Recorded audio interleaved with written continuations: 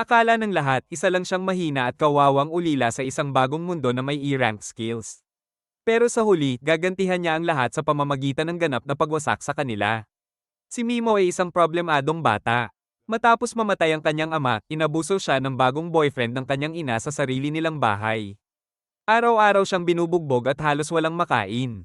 Madalas siyang nakapulupot sa sulok, nagtatakip ng katawan habang umiiyak sa sakit samantalang ang kanyang ina ay nanonood lang ng telebisyon. Walang pakialam sa mga sigaw niya. Dahil dito, lumaki si Mimo bilang isang tahimik at malungkot na bata na mahina ang katawan at walang kumpiyansa sa sarili. Isang araw, nagising siya mula sa isang bangungot kung saan muli siyang binubugbog ng kanyang amain. Pagmulat niya ng mata, narinig niya sa bus ang kaguluhan na ginagawa ni Sho, ang bully ng kanilang klase, laban sa isang mabait na babae na nagngangalang Ya. Inagaw ni Sho ang libro niya at inwagayway ito sa hangin, nilalay siya dahil nagbabasa raw ng mga nobelang pambabae. Na para bang hindi niya maintindihan na normal lang iyon para sa isang babae. Sa isip ni Mimo, parang eksena sa isang TV show kung saan tatayo siya, pipigilan ng pang-aapi, at hahangaan ng lahat. Pero alam niya na sa totoong buhay, walang pakialam ang mga tao sa bus.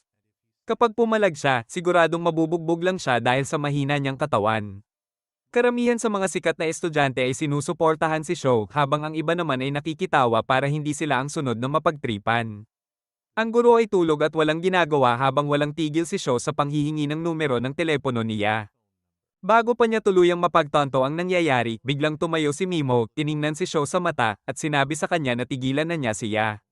Tinawanan siya ni Sho at tinawag na duwag at mahina. Ngunit biglang nagsalita si Kiri, ang pinakasikat na lalaki sa klase, at inutusan si Sho na ibalik ang libro.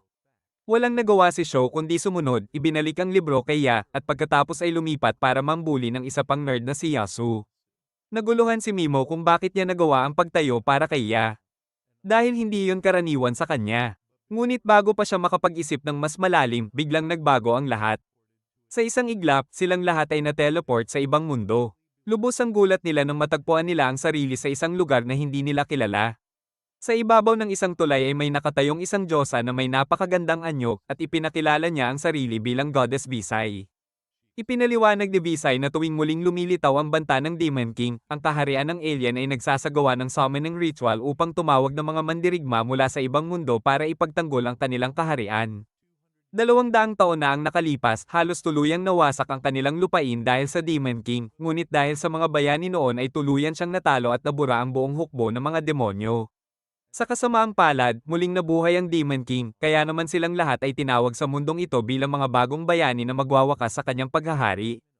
Lubos ang pagkalito ng mga estudyante habang iniisip kung sila ba ay patay na o kung isa lamang itong prank. Inutusan sila ng guro na manahimik at makinig sa sinasabi ng Diyosa. Tiningnan ni Mimo ang paligid, ang mga lumang gusali, ang mga sundalong may suot na baluti at may hawak na mga sibat, at ang Diyos ang may gintong mga mata, bago niya kinurot ang sarili upang masigurong hindi siya nananaginip. Si Kiri ang unang nagsalita at tinanong si Visay kung ano ang mangyayari kung hindi sila makikipagtulungan. Ngumiti ang Diyosa at sinabi na hindi na niya sila maibabalik sa dati nilang mundo. Agad na nagtanong si Kiri kung may paraan ba talaga para makabalik. Sumagot si Visay na mayroong reverse summoning ritual na maaaring magpadala sa kanila pabalik. Ngunit kailangan muna nilang patayin ang Demon King. Para magawa ito, kakailanganin nila ang isang espesyal na bahagi na tinatawag na evil element na lalabas lamang kapag tuluyan ng napatay ang Demon King. Sumigaw si Sho sa Diyosa, galit na sinasabing dinala sila sa ibang mundo nang walang pahintulot at tumatanggi siyang tumulong. Ngunit biglang lumuhad si Visay sa isang tuhod at nakiusap sa kanila na tulungan siyang iligtas ang kanyang kaharian mula sa tuluyang pagkawasak. Nagsalita siya at sinabi sa Diyosa na mga ordinaryong tao lamang sila na walang kakayahang gumawa ng ganitong bagay. Ngunit ipinangako ni Visay na may mga abilidad sila na hindi pa nila alam. Iniisip pa rin ni Sho na biro lang ang lahat kaya nagpa siya si Visay na patunayan ang katotohanan.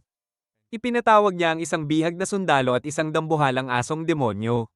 Pinakawalan niya ang halimaw at agad nitong sinunggaban ang bihag bago ito patayin.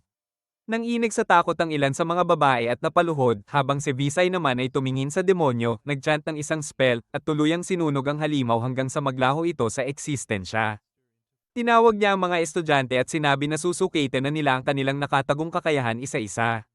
Lumapit ang bawat estudyante sa isang crystal ball, at habang sinusuri ang kanilang abilidad ay nagliliwanag ito sa iba't ibang kulay. Matapos ang mga nerd, si Shaw ang sumunod, at nang aipatong niya ang kamay niya sa kristal ay nagliwanag ito ng matingkad na pula. Natuwa ang Diyosa at sinabi na mayroon siyang A-rank skills. Sumunod si Kiri, ngunit pagkalapat pa lang ng kamay niya sa bola ay nagliwanag ito ng makinang na ginto bago tuluyang sumabog. Pagkatapos ay siya naman ang lumapit at lumabas na siya ay S-rank. Matapos pa ang ilang estudyante, may isa pang babae ang lumapit at napatunayang S-rank din. Lubos na nagulat ang mga gwardya habang ipinaliwanag ni Visay na kahit isang S-rank lamang ay itinuturing ng napakabihira, kaya ang pagkakaroon ng tatlong S-rank ay halos hindi kapanipaniwala. Sa wakas, lumapit si Mimo sa kristal, ngunit nang ilapat niya ang kamay niya ay nagliwanag lamang ito ng mapusyaw na kulay ube. Hindi man lang siya pinansin ng Diyosa at agad na tinawag ang susunod. Sinubukan ni Mimo na itanong kung ano ang kanyang ranggo, ngunit tuluyan siyang binaliwala. Tahimik siyang umalis, napagtantong kahit sa mundong ito ay mananatili siyang isang background character. Pagkatapos nito, lumapit si Yasuo, at lumabas na mayroon siyang espesyal na dark ability na dati ring taglay ng isang dark hero na naging pinakamalakas noon. Nang masuri na ang lahat, sinabi ng Diyosa na bawat isa ay may personal ability na naiiba sa bawat tao, at pagkatapos ay inanunsyo niya na kailangan na nilang isagawa ang isang mahalagang ritual. Tinawag niya si Mimo sa unahan at agad siyang itinulak ng isang gwardya. Ipinadala siya pababa sa isang madilim na hukay at ipinahayag ni Visay na si Mimo ay E-rank, ang pinakamababang ranggo sa buong klase. Ayon sa kasaysayan, ang mga E-rank ay madalas magdulot ng problema kaya kadalasan ay pinapatay, ngunit dahil sa dami ng pambihirang bayani sa pagkakataong ito, bibigyan niya ng tsansa ang E-ranker na mailigtas ang sariling buhay. Ipapadala si Mimo sa Abandoned Ruins, isang malayong dungeon kung saan itinatapon ng mga kriminal at halimaw. Sinabi niya na kung makaliligtas si Mimo roon ay pababayaan na siya at magkakaroon siya ng karapatang mabuhay. Ngunit kung hindi ay tuluyan na siyang mamamatay. Sinubukan ni Mimo na makipagtalo at sinabing maaari pa siyang lumakas, ngunit sinabi ng Diyosa na siya ay kabilang sa kategoryang failure frame, ibig sabihin ay napakababa ng kanyang stats at kahit anong pagsasanay ang gawin niya ay hindi na siya gagaling pa. Nagngit-ngit si Mimo at sinabi sa Diyosa na hindi niya kailanman piniling mapunta sa mundong iyon, sa pilitan siyang isinoman at ngayon ay itinatapon na lang na parang basura. Ngunit pinutol siya ni Kiri at sinabing nagsasayang lang siya ng oras ng lahat dahil pagod na ang mga babae.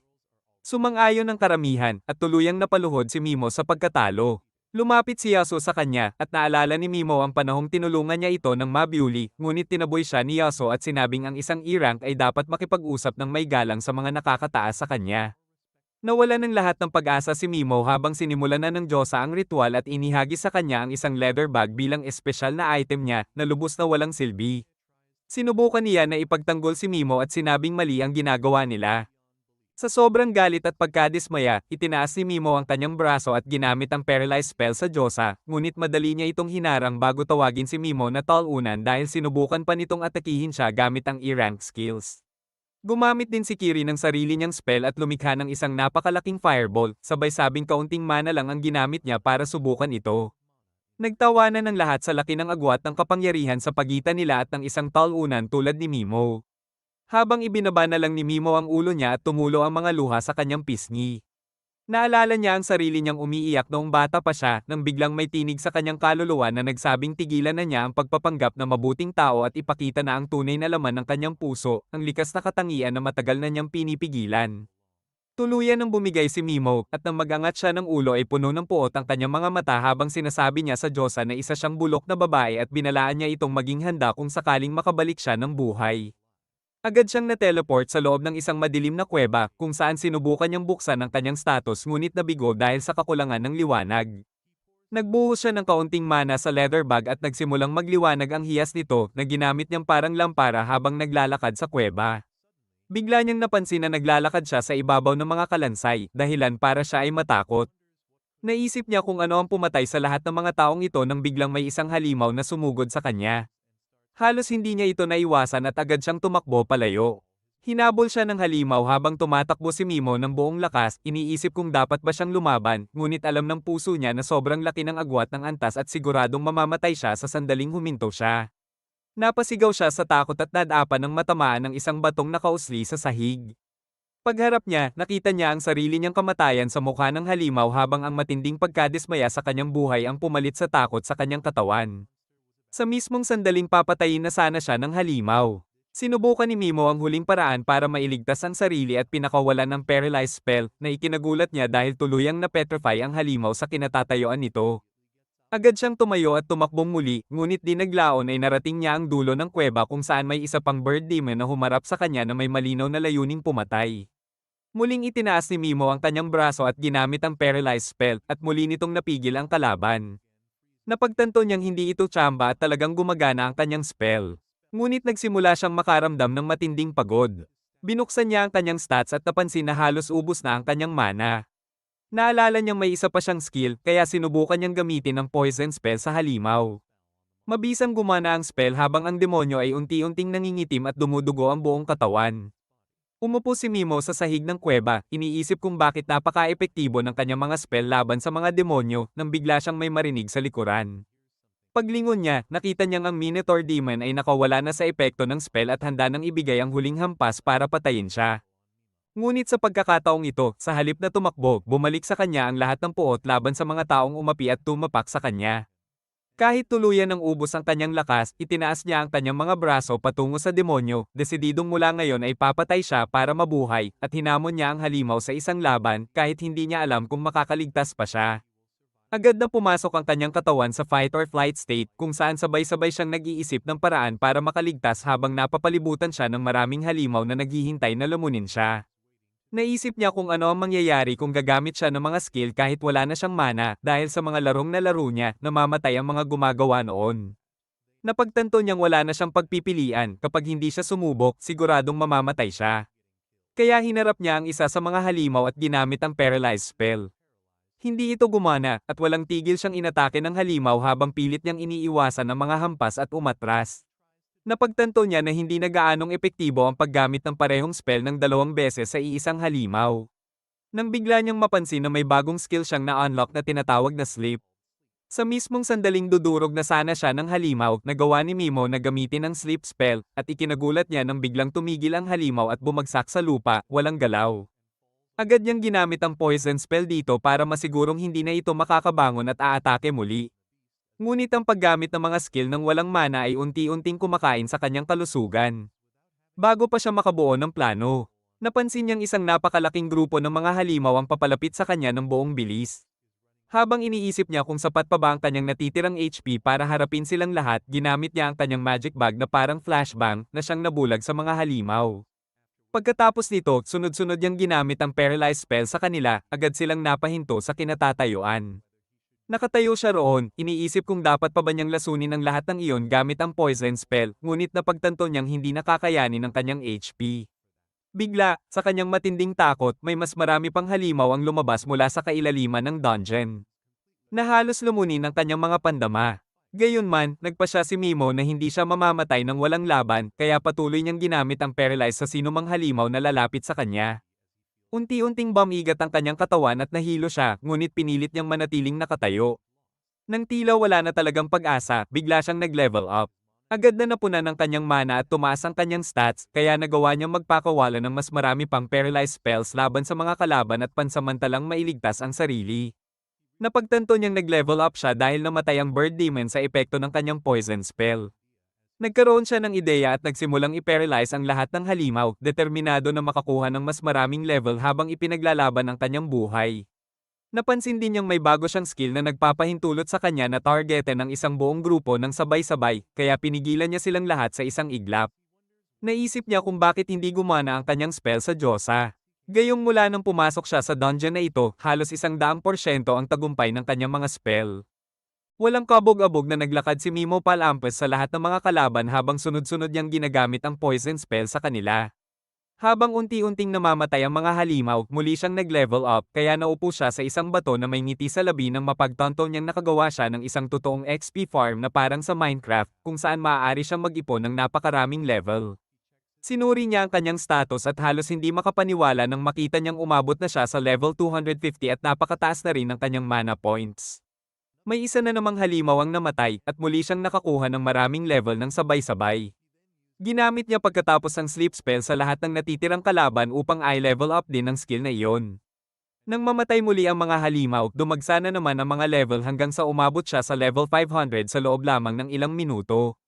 Napagtanto niyang sa dami ng level na ito, tiyak na makakalabas siya ng dungeon ng buhay, ngunit nanatili pa rin siyang maingat dahil marami pang halimaw ang buhay. Tumayo siya at hinarap ang mga natitirang kalaban, ngunit bigla na lamang silang tumalikod at nagsitakbuhan palayo sa kanya. Kinuha niya ang anumang kagamitan na makukuha niya mula sa mga bangkay ng mga adventurer sa paligid at nakahanap siya ng isang balabal at ilang maliliit na gamit. Naglakad siya ng mas malalim sa kuweba kung saan mas marami pang halimaw, ngunit napagtanto niyang matagal na siyang hindi kumakain at matinding gutom na siya. Hindi niya alam kung saan siya makakahanap ng pagkain.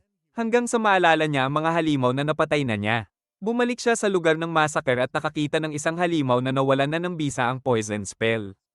Kinuha niya ang kanyang espada at sinubukang hiwain ang laman nito, ngunit napagtanto niyang masyadong matigas ang balat nito. Nawalan siya ng gana at naisip kung kahit mapatay niya ang lahat ng halimaw, mamamatay rin ba siya sa gutom. Bigla niyang napansin na ang hiya sa bag ay nagliwanag ng kakaibang kulay ube, kaya tumayo siya upang suriin ito. Sa kanyang pagkagulat, nang buksan niya ang bag ay may lamang jerky at isang bote ng coke. Napaluha siya habang sabik na iniinom ang laman ng bote. Halos mabulunan sa sobrang bilis. Tahimik siyang umanga ng jerky, iniisip kung paano gumagana ang bag na ito at kung magkakaroon pa ba ito ng laman sa hinaharap. Lumipas ang 2 araw mula nang makarating siya sa dungeon at hindi nagtagal ay naging sapat ang kanyang lakas upang madaling mapuksa ang malalaking grupo ng mga mapanganib na halimaw habang nakaupo lamang sa isang bato at paulit-ulit na gumagamit ng mga spell. Dahil sa halos walang katapusang mana, tumingin siya sa paligid sa bakas ng massacre at malungkot na inisip kung ano ba ang mali niyang nagawa sa buhay upang tratuhin siya ng ganito. Naalala niya kung paano, noong bata pa siya, pinapangarap niyang patayin ang boyfriend ng kanyang ina dahil alam niyang kung hindi niya ito mapapatay balang araw, siya mismo ang papatayin ng lalaki. Sa kabutihang palad, nagbago ang takbo ng kanyang buhay nang iligtas siya ng kanyang tiyahin at tiyuhin at alagaan siya. Noon niya napagpasyahan na maging isang mabuting tao na laging mabait sa iba. Ngunit bumalik siya sa kasalukuyan habang nakatingin sa kaguluhang siya mismo ang lumikha. Wala siyang naramdamang lungkot sa kanilang pagkamatay at napagtanto niyang isa talaga siyang halimaw mula pa noon, kaya tinanggap niya ito habang muli siyang nag-level up hanggang level 950. Pagkatapos nito, mas lalo pa siyang pumasok sa kailaliman ng dungeon kung saan nakasalubong niya ang isang floating eye monster na agad niyang pinatay gamit ang kombinasyon ng paralyze at poison bago magpatuloy. Nakakita siya ng isang silid kung saan tila namatay ang 2 adventurer, kaya sinuri niya ang kanilang mga gamit at nakahanap ng isang bag na puno ng mga hiyas na agad niyang kinuha bago maglakad palayo. Nakakita siya ng isang napakalaking silid at pagpasok niya ay may isa pang kalansay sa loob. Sinuri niya ang sugat na naging sanhi ng pagkamatay nito at nakakita siya ng isang parchment na may nakasulat na mga salita. Nang basahin niya ito, nalaman niyang ang kalansay ay pag-aari ng Dark Hero na binanggit ni Visay.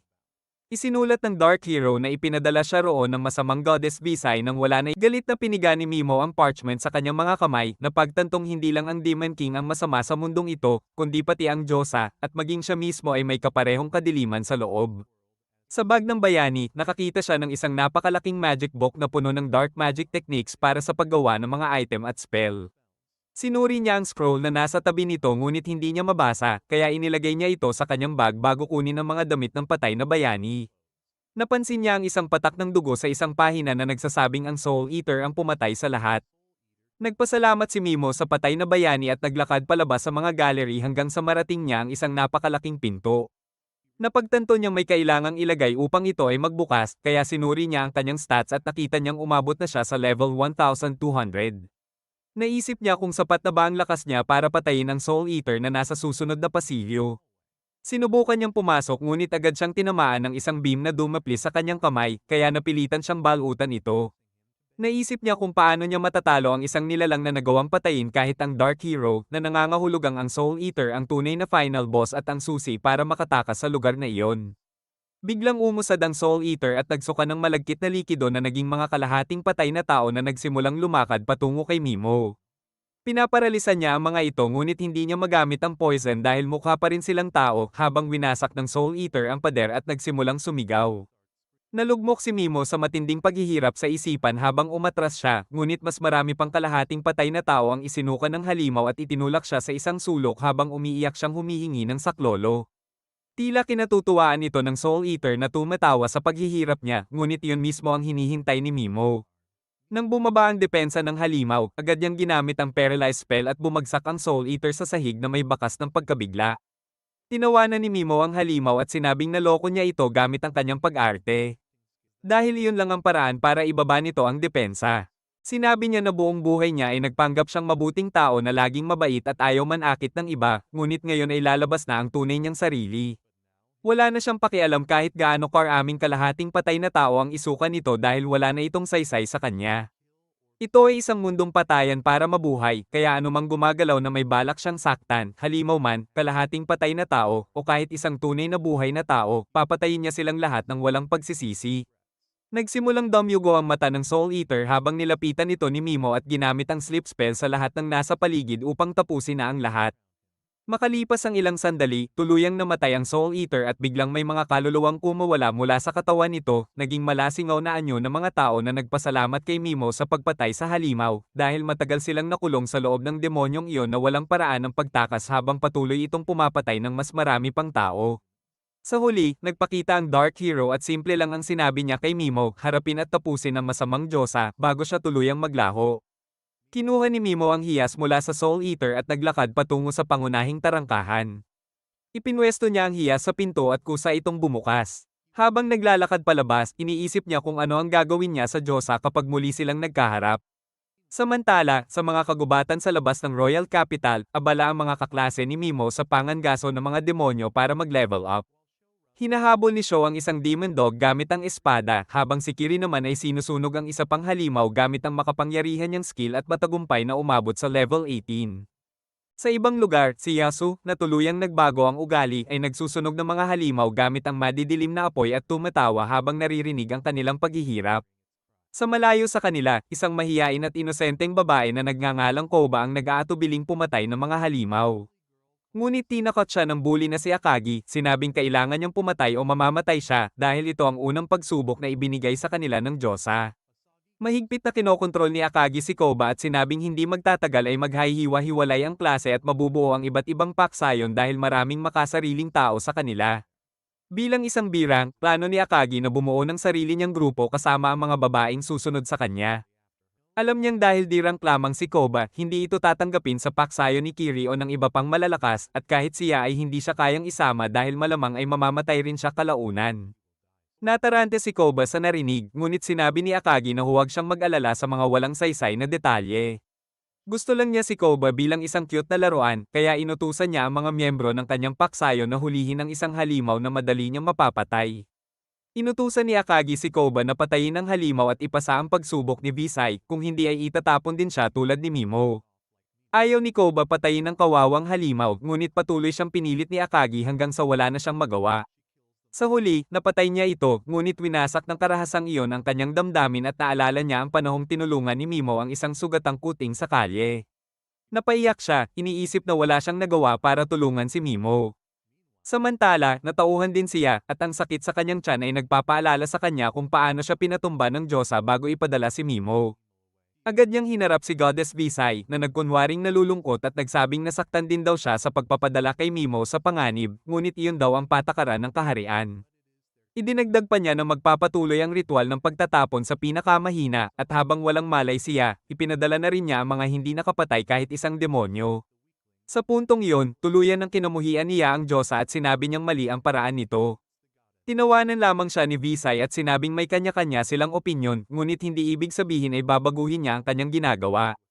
Iminungkahi niya na bilang isang S-rank hero, magsisikap siya at sasalo para sa mga hindi kayang gumanap ng maayos, kapalit nito ay huwag nang itapon ng Diyosa ang mga mahihina. Tinanggap ni Visay ang mungkahi at inanyayahan siya na makipagkamay upang ibaon ng nakaraan at magsimula muli. Sa malayo, sa madidilim na kagubatan na nasa hangganan ng abandoned ruins, isang babae ang tumatakbo palayo sa isang grupo ng maruruming tulisan na humahabol sa kanya. Gayunpaman, naging pabaya ang babae at nag-iwan ng malinaw na mga bakas, kaya sinundan siya ng grupo ng mga tulisan. Plano nilang hayaan siyang tumakbo hanggat gusto niya dahil sigurado silang maiipit din nila ito at tuluyang huhulihin. Sa parehong oras, kakalabas lang ni Mimo mula sa mga guho. Sinuri niya ang kanyang stats bago tuluyang umalis at nakita niyang lampas 50. 000 na ang kanyang mana. Mas interesado siya ngayon sa detalye ng kanyang mga skill. Natuklasan niyang maaari na niyang gamitin ang paralyze hindi lang sa buong katawan ng target kundi pati sa mga partikular na bahagi ng katawan. Maaari rin niyang hinaan ang poison skill upang hindi ito makamete. Plano niyang subukan ito kapag may makasalubong siyang mga demonyo, ngunit habang naglalakad siya ay may narinig siyang mahinang ingay mula sa likod ng mga puno. Nakita niyang may grupo ng mga slime na nambubuli ng isang mas maliit na slime at nakaramdam ng awa si Mimo dito. Gayunpaman, mas matapang ang maliit na slime kaysa sa karaniwang inaapi at gumaganti ito sa mga nambubuli sa kanya. Napagpasyahan ni Mimo na ito na ang tamang oras para subukan ang kanyang bagong kakayahan, kaya pinaparalisan niya ang lahat ng slime at ginamitan ng hindi nakamamatay na poison ng mga bully slime. Pagkatapos ay tinanggal niya ang epekto ng poison at paralyze sa mga bully slime at pinatakbo ang mga ito palayo. Hinarap niya ang maliit na slime at sinabi na magaling ang ginawa nito sa paglaban sa mga nambubuli. Sinabi ni Mimo na tatanggalin na niya ang paralyze at hiniling na huwag siyang atakihin. Tinanggal niya ang spell at nagpatuloy sa paglalakad, ngunit sinundan siya ng maliit na slime. Naisip ni Mimo na isa rin itong itinataboy tulad niya, kaya napagpasyahan niyang ampunin ito. Inilagay niya ang slime sa loob ng kanyang hood upang magbantay sa likuran niya at magbabala kung may panganib. Samantala, binabasa ni Mimo ang aklat ng Dark Hero tungkol sa mga ipinagbabawal na sining. Mayroon itong recipe para sa isang gamot na kayang magpalakas kahit ng mga slime. Kinausap ni Mimo ang maliit na slime at sinabi na siya ay nasa isang paglalakbay ng paghihiganti laban sa mga umapi sa kanya. Tinanong niya kung gusto pa rin itong sumama at pumayag ang slime. Natuwa si Mimo at pinangalanan niya itong Pigomaro at nagustuhan ng slime ang bago nitong pangalan. Nagpatuloy si Mimo sa paglalakad kasama ito nang bigla siyang mapaligiran ng mga tulisan na humahabol sa misteryosang babae. Sinusubukan ng mga tulisan na patakbuhin ang babae hanggang sa maubos ang lakas nito, ngunit sa daan ay nakaramdam sila ng isa pang presensya, kaya nagpunta sila roon para maglibang. Inutusan ng pinuno ng mga tulisan si Mimo na ibigay ang lahat ng mahalagang gamit niya at baka sakaling patawarin nila ang buhay niya.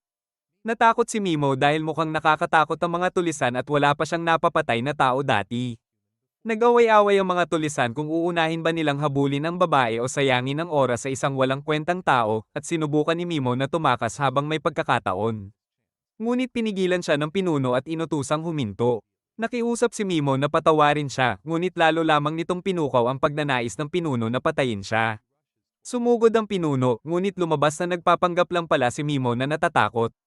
Agad niyang ginamit ang paralyze at napahinto ang pinuno. Pagkatapos, walang pagmamadali niyang pinagalitan ng mga tulisan, tinawag silang basura dahil kahit mas mahina sila kaysa sa mga demonyo sa mga guho, mas malala pa ang kasamaan ng kanilang intensyon. Maging si Pigomaro ay nagalit sa mga tulisan, at sinabi ni Mimo na ang pagpatay sa ganitong uri ng tao ay hindi magpapabigat sa kanyang konsensya, bagkus ay ikatutuwa pa niyang nabawasan ang pasanin ng mundo. Ginamitan niya ng poison ang lahat ng mga tulisan at nang tuluyan silang mamatay, nakaramdam si Mimo ng isa pang presensya sa malapit. Ang presensyang iyon ay pag-aari ng misteryosang babae na gumamit ng isang espesyal na teknik mula sa kanyang tribo upang ipatawag ang isang spiritual armor na magsisilbing proteksyon niya. Nararamdaman din niya ang presensya ni Mimo at alam niyang may isang napakalakas na nilalang sa malapit, ngunit hindi niya matukoy kung kaaway ba ito o hindi. Ayaw niyang umasa sa tsansa. Kaya iwinagayway niya ang kanyang espada at hiniwa ang isang palumpong kung saan nagtatago si Pigomaro. Sa mismong sandaling iyon, dumating si Mimo sa likuran niya at agad siyang pinaparalisa. Nauutal na tinanong ng babae kung ano ang gusto niya, at mahinahong sinabi ni Mimo na impormasyon lamang ang kailangan niya dahil bago siya sa lugar at wala siyang alam tungkol dito. Tinanong ng babae kung ano ang nangyari sa apat na tulisan, at tinanong naman ni Mimo kung mga kasamahan ba niya ang mga iyon. Mariin niyang itinanggi, at naniwala si Mimo dahil wala siyang nararamdamang masamang intensyon mula sa kanya, hindi tulad ng mga tulisan. Inalis ni Mimo ang paralyze spell sa ulo lamang ng babae para makapagsalita siya ng maayos, at binalaan siyang huwag magtatangkang gumawa ng kung anuman dahil papatayin niya siya kapag ginawa niya iyon. Lumapit si Mimo at malinaw na sinabi na sa maraming dahilan, wala siyang tiwala kan inuman, lalo na sa mga estrangherong ngayon lang niya nakilala. Bago pa siya magsimulang magtanong, ang babae ang unang nagtanong kung ano ang nangyari sa apat na tulisan. Sinabi ni Mimo na pinatay niya ang lahat ng iyon, at hindi makapaniwala ang babae dahil kilala ang mga iyon bilang malalakas na kriminal. Tinanong niya kung mag-isa ba niyang hinarap ang apat o may tumulong sa kanya, ngunit tumanggi si Mimo na magbigay ng detalye. Naniniwala ang babae na hindi masamang tao si Mimo, kaya nagpasya siyang magtiwala at sinabing sasagutin niya ng tapat ang anumang tanong. Bahagyang nadagdagan ng tiwala ni Mimo dahil sa kanyang kooperasyon, ngunit hindi pa rin sapat iyon para palayain siya. Habang nag-uusap sila, nalaman ni Mimo na wala siya sa kaharian ng alien kundi nasa kagubatan ng kaharian ng Urza sa timog. Marami siyang natutunang impormasyon at sa huli ay tinanong niya ang babae kung kaya nitong basahin ang Forbidden Spell Scroll. Sinabi lang ng babae na ito ay nakasulat sa isang napaka-espesyal na uri ng sinaunang sulat na halos wala nang nakakabasa, ngunit may kilala siyang isang tao na kaya iyon. Ikinwento niya ang tungkol sa isang nilalang na tinatawag na Forbidden Witch na ipinatapon mula sa kanyang lupain dahil itinuring siyang sobrang mapanganib bunga ng labis niyang kaalaman.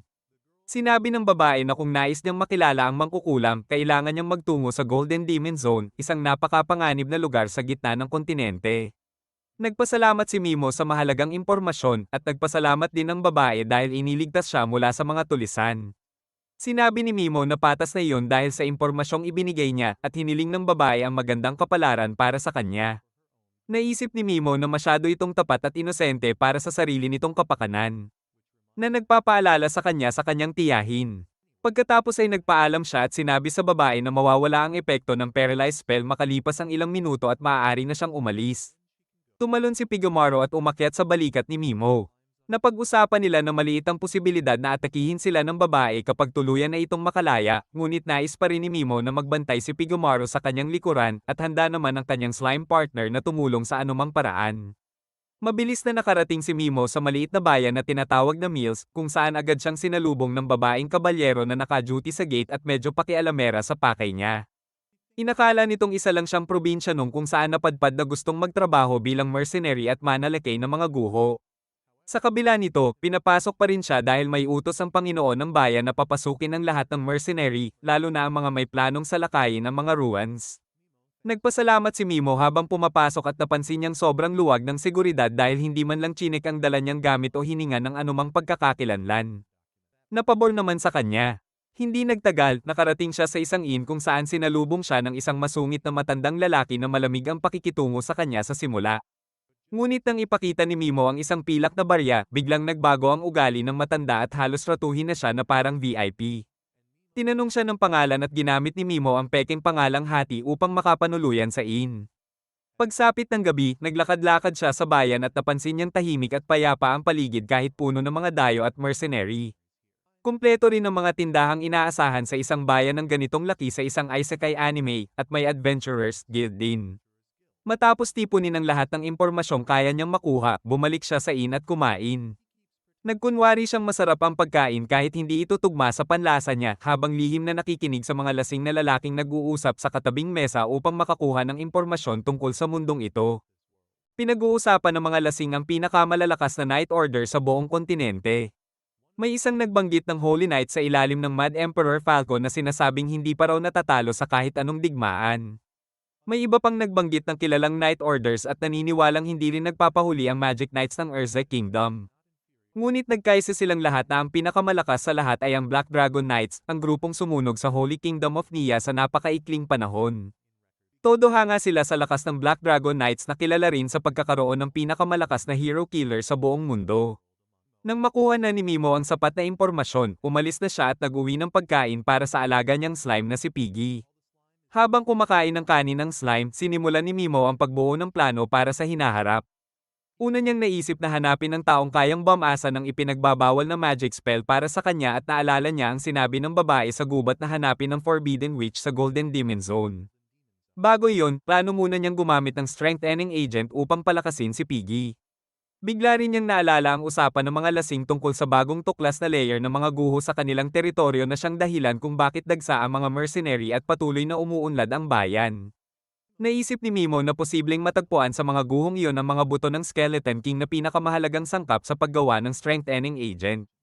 Kinaumagahan, sumama siya sa grupo ng mga mercenary na may balak sa lakayin ng mga ruins. Sinalubong sila ni Marquis Creed, ang Panginoon ng rehiyong ito, at inanunsyo niya na may bagong layer na natuklasan sa Mills Ruins. Ipinahayag ni Creed na magbibigay siya ng gantimpalang 300 gold coins sa sinumang makakatuklas ng pinakahuling kayamanan ng mga guho na tinatawag na Cup of the Dragon's Eye. Nangako rin siyang bibilhin sa mataas na presyo ang lahat ng makukuhang loot mula sa dungeon at pinayagan ng mga mercenary na sa kanila na mapunta ang mga drops mula sa mga halimaw. Matapos magsimula ang registration, napunta ang atensyon ni Mimo sa isang bastos na maharlikang nagngangalang Flash na pilit nilalandi ang isang babaeng nakatalukbong ng hood. Tinanong siya ng babae kung ano ang pakay niya, at sinabi ni Flash na ang boses nito ay kahawig ng isang leader ng Holy Knight Army ng nawasak na Kingdom of Nia. Nagdulot ito ng bulong-bulungan sa mga mercenary na nagtatakang baka naroon nga ang Night Princess ng Nia na may napakalaking bounty sa ulo. Patuloy na nanggugulo si Flash at mayabang pang sinabi na kahit ang hubog ng katawan ng babae ay kapareho ng Elf Princess na minsang tumanggi sa imbitasyon niyang maghapunan. Sinabi ng babae na nagkakamali siya ng tao. Kaya inutusan siya ni Flash na tanggalin ang hood at patunayan na isa siyang tao at hindi elf. Kumpiyansa si Flash na lalabas ang matulis na tenga nito at makukuha niya ang bounty dahil kabisado niya ang mukha ng Elf Princess, ngunit nang matanggal ang hood ay normal na tainga ng tao ang bumungad at napatigil siya sa gulat. Nakilala ni Mimo ang babae bilang ang parehong nakasalubong niya sa gubat, ngunit hindi siya nakialam dahil mag-isa nitong napahiya at napaalis si Flash. Pagkatapos nito, nagtungo si Mimo sa tindahan para bumili ng kagamitan at doon niya muling nakasalubong ang babaeng nakahod na agad siyang nakilala. Lumapit ito at nag-usap sila tungkol sa raid at binalaan ni Mimo ang babae na mag-ingat sa pakikitungo sa mga bastos dahil maaaring balikan siya ng lalaking kanina. Sinagot siya ng babae na wala siyang pakialam at sinasadya niyang maging masungit para layuan siya ng mga tao. Humingi naman si Mimo ng tulong sa pagbili ng mga gamit para sa paggalugad ng mga guho dahil natatakot siyang mapagsamantalahan at nangakong babayaran siya. Tinanggap ito ng babae dahil kailangan niya ng pera at nakipagkamay siya kay Mimo habang ipinapakilala ang sarili bilang Miss. Bagay na agad napansin ni Mimo na pekeng pangalan. Ipinakilala rin ni Mimo ang sarili bilang hati at ipinaliwanag na may sarili rin siyang dahilan kaya gumagamit ng huwad na pangalan. Tinulungan ni Miss si Mimo na makabili ng maayos na kagamitan at binayaran siya ni Mimo ng 3 silver coins bilang pasasalamat higit pa sa inaasahan niya. Nagpasalamat si Mist at paalis na sana nang bigla siyang bumagsak sa sobrang pagod. Napansin ni Mimo ang may itim na bilog sa ilalim ng kanyang mga mata habang sinasalo siya. Ngunit sinabi ni Mist na kailangan lang niya ng pahinga at mabilis na tumakbo palayo. Kinabukasan, pumasok si Mimo sa Mills Ruins at agad niyang nadatnan ng ilang mercenary na nagtatakbuhan palayo sa isang demon calf, ang batang anyo ng Minotaur na nakalaban niya sa mga naunang guho. Agad niyang pinaparalisa at nilason ng demonyo bago tinapos gamit ang kanyang maikling espada. Samantala, tinawag ng mga mercenary ang kanilang senior para talunin ang demon calf at laking gulat nila nang makita nilang patay na ito sa isang saksak lang ng short sword. Walang pakialam si Mimo at nagpatuloy papasok ng ruins kung saan napansin niyang hindi man lang banta sa kanya ang mga demonyo roon. Habang naglalakad, bigla niyang narinig si Flash na humihingi ng tulong sa dalawang magaspang na mercenary para patayin si Mist dahil hindi niya matanggap na may nabuhay pang taong nagpahiya sa kanya. Balak niyang pahirapan muna si Mist bago patayin at aipakin sa mga demonyo. Nadiri si Mimo sa paraan ng pag-iisip ng mga basura sa mundong ito kaya lumabas siya sa pinagtataguan upang harapin sila. Naghanda si Flash at ang mga tauhan niya na tapusin siya at sinubukan muna ni Mimo na subukin sila sa pamamagitan ng paghingi ng paumanhin at pagsasabing itatago niya ang lahat ng narinig niya. Ngunit wala talagang balak si Flash na patawarin siya at sa sandaling umatake ito, agad silang pinaparalisa ni Mimo kasama ang kanyang mga kasamahan. Habang hindi sila makagalaw, nilason niya ang mga ito at nakaramdam siya ng kakaibang gun sa pag-aalis ng mga ganitong dumi sa mundo. Habang papalayo si Mimo, minura siya ni Flash at sinabing maghihiganti siya, pero iniwan lang silang buhay ni Mimo dahil paparating pa rin naman ang malalakas na demonyo. Kinain ng mga demonyo ang mga paralisadong salot at nagpatuloy si Mimo nang walang anumang bigat sa konsensya. Nagpasya siyang umidlip muna bago bumaba sa mas malalim na palapag habang si Piggy ang nagbantay sa kanya. Pagkatapos, nagpatuloy siya pababa sa ruins at iniwan ng sunod-sunod na patay na halimaw sa kanyang dinaanan. Dahil dito, naharang siya ng isang bihasang adventurer party na tinatawag na Saber-Tooth Tigers. Sinabi ng leader nilang si Lily at ng vice leader na si Foes na hindi man lang nila matukoy ang sanhi ng pagkamatay ng mga halimaw, kaya naghinala silang may napakalakas na nilalang sa loob. Dahil dito, balak na nilang bumalik sa ibabaw para sa kanilang kaligtasan at hinarang lang nila si Mimo upang alukin siyang sumama. Nagpasalamat si Mimo sa kanilang pag-aalala ngunit nagpatuloy pa rin siya. Inisip niya na kung mas marami pa siyang papatayin at ikakalat na bangkay ng mga demonyo, mas maraming mercenary ang aalis sa ruins at mas lalaki ang tsansa niyang makuha ang pakay niya. Sa huli, narating niya ang silid kung saan nakalagay ang Dragon Eye Cup. Napansin niya ang estatwa ng dragon sa likod nito at dahil sapat na ang napanood niyang anime, alam niyang aatake ito kapag kinuha niya ang tasa, kaya agad niya itong pinaparalisa at nilason bago kunin ang cup habang namamatay ang halimaw. Paglingon niya, nakita niya si Mist na naroon na at halatang nagulat na may nauna pala sa kanya. Sinabi nito na dahil sa ilang oras na tulog, nawala sa kanya ang grand prize, ngunit labis ang kanyang gulat nang walang pag-aalinlangang ibinigay ni Mimo sa kanya ang cup. Labis na nagulat si Mist at tinanong kung magkano ang dapat niyang bayaran para dito, ngunit sinabi ni Mimo na maaari na niyang itago ang tasa dahil ang personalidad na ginagamit niya ngayon ay sobrang inosente at madaling mauto, lalo na kapag magaganda ang kaharap. Hindi matanggap ni Mist na kumuha ng bagay na nagkakahalaga ng 300 gold coins ng libre dahil labag ito sa kanyang dangal, ngunit patuloy na sinasabi ni Mimo na hindi niya kailangan ng tasa o ang pera. Sinimulan niyang galawin ang plataporma at nabuksan ng isang lihim na daanan pababa sa mas malalim na bahagi ng dungeon. Ipinaliwanag niya na ang tunay niyang pakay ay nasa susunod na palapag at ginamit lang niya ang alok na gantimpala upang makarating dito. Biglang nag-alok si Mist na maging bodyguard niya hanggang sa susunod na floor bilang kabayaran sa tasa at iginiit na makakatulong siya. Matapos mag-isip sandali, pumayag si Mimo at nagtakda ng dalawang kondisyon, una ay hindi siya dapat manggialam sa personal niyang mga bagay, at pangalawa ay hindi niya matitiyak kung kailan sila makakalabas ng ruins. Agad na pumayag si Mist at nanumpang poprotektahan siya kahit kapalit pa ang kanyang buhay. Hindi nagtagal ay nakasalubong nila ang isang nakakatakot na halimaw na halaman na may gininto ang mga mata, at mabilis itong tinalo ni Mist gamit ang kanyang husay sa espada. Pinuri siya ni Mimo at tinanong tungkol sa mga golden-eyed demon. Ipinaliwanag ni Mist na ang mga demonyong may gintong mata ay nagbibigay ng napakaraming experience points at malaking tulong sa mga hero mula sa ibang mundo upang mabilis mag-level up. Dagdag pa niya, hindi nakakakuha ng experience ang mga otherworldly hero sa pagpatay ng tao kaya kinakailangan nilang pumatay ng mga demonyo. Ayon din sa kanya, sinasabing may espesyal na magic element na pinakawala ng Demon King na siyang nagpapabago sa mga nilalang at demonyo tungo sa golden-eyed variants na mas malalakas at mas mabagsik. Dahil dito, naalala ni Mimo si Kiri, ang Golden Hero, at nakaramdam siya ng kakaibang kutob na maaaring may koneksyon ng kapangyarihan nito sa lahat ng ito. Hindi nagtagal ay nakarating sila sa isang resting zone, at sinabi ni Mist na may nararamdaman siyang presensya ng halimaw sa malapit. Napagtanto ni Mimo na si Piggy yun kaya inilabas niya ang slime at ipinakilala kay Mist. Mabilis silang naging magkaibigan, at pagkatapos ay hinikayat ni Mimo si Mist na magpahinga dahil halatang kailangan niya ito. Bagamat nag-atubili, pumayag si Mist at humiga sa kama, ngunit biglang nagsimulang sumayaw si Piggy sa harap niya. Na-distract si Mist at sinamantala iyon ni Mimo upang patulugin siya gamit ang kanyang kakayahan.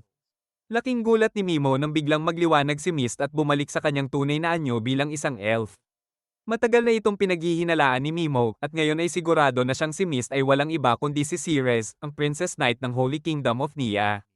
Samantala, sa malayong gubat kung saan pinatay ni Mimo ang 4 na bandido na humahabol kay Mist, sinusuri ng leader ng Black Dragon Knights ang bakas ng karahasan. Inakala niyang si Mist ang tumalo sa 4 na makapangyarihang bandido at naisip niyang magiging masaya ang laban nila sa susunod na muli silang magkita.